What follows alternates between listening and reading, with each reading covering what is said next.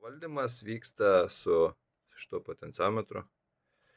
Tai ratu einam per visas funkcijas. Čia yra impulso stiprumas, čia yra laikas, kuo didesnė reikšmė, tuo didesnis laikas prilietus elektrodus praeina, kol impulsas aktyvuojasi, kol pradeda virint. Čia pagal nutylėjimą būna 4 reikšmė. Toliau temperatūra, tai čia nieks nesireguliuoja, rodo temperatūrą prietaiso. Daug virinant jinai kyla. Čia įkrovos lygis kondensatorių. Tai nuo 3 voltų pradeda veikti pati plokštė. Jeigu išsikrovė kondensatoriai,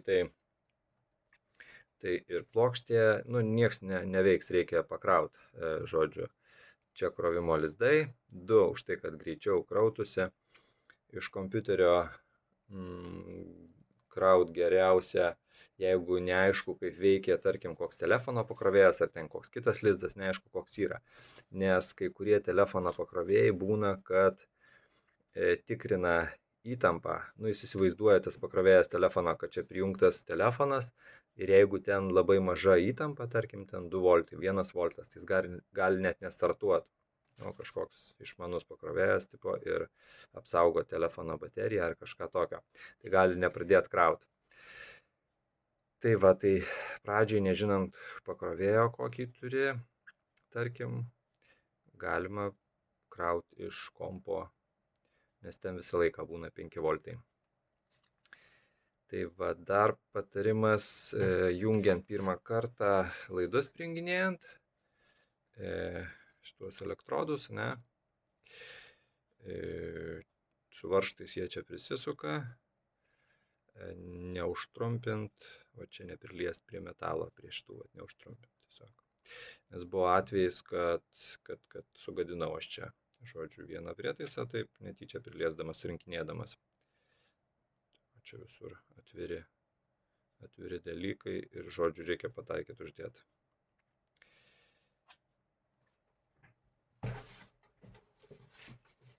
Dar vienas momentas, virina jisai tik tam tikroj padėty, kai yra, tarkim, šitoj padėty jis nevirins, šitoj virina, jeigu teisingai prisimenu, šitoj irgi nevirins, ta prasme, yra padėtis programos, kurioje jisai darbinė, taip sakant. Darbinė padėtis, tada jis virina. Jeigu netyčia ten kažką reguliavai, nusistatei ten ant šitos, tarkim, impulso laikas, tai čia neveiks, irgi neveiks ant temperatūros, ant įkrovos lygio irgi neveiks, šita yra darbinė padėtis. Čia tokia kaip apsauga turbūt, kad žinotum, su kokiu galingumu dirbi, nes čia gale impulso stiprumas. Dar jo jungimas, išjungimas vyksta 2 paspaudimais. 2 kartus jis turi gauti impulsą. Tai dabar jis yra įjungtas, paspaudžiu 2 kartus greitai ir laikau paspaudęs. 1 kartą paspaudžiu ir iškart kitą ir laikau spaudęs 2 kartą. Taip.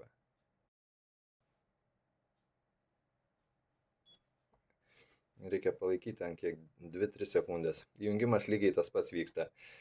Paspaudžiu 1 kartą ir 2 kartą paspaudęs laikau. Irgi reikia palaikyti kelias sekundės. Bet tarp paspaudimų turi būti mažas tarpas. Taip. Jungiau, išjungiu vėl.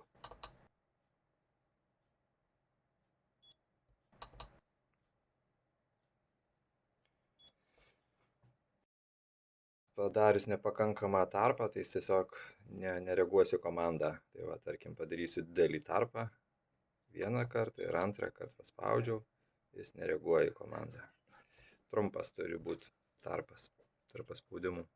Šitie kondensatoriai visi turi savaiminį išsikrovimą. Tai reiškia, jeigu jį ten paimi naują, ten tarkim jisai pragulėjo lentynoje, nesupakuotas, tai jisai išsikrovęs būna, žodžiu, jį reikia pakrauti.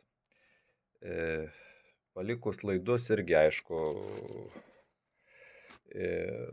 tarkim, pajungus kažką, nu, irgi jeigu kitoj pusėje nėra kažkokios apsaugos, irgi iškraus juos.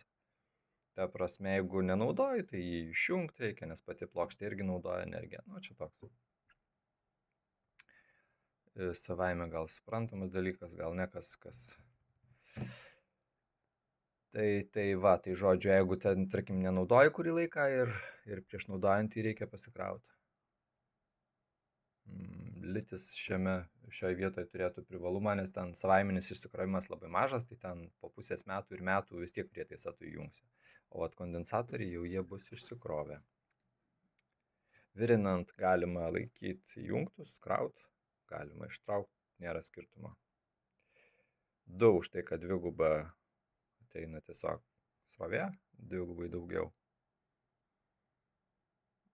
Bandžiau nuo visokių ten telefoninių pakrovėjų, radau nuo kurių veikia krovimas, nuo kurių neveikia.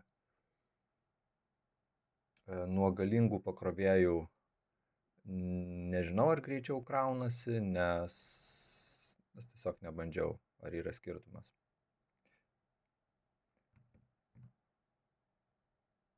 Laidai komplekte šitie yra. Ne šitie, bet tokie.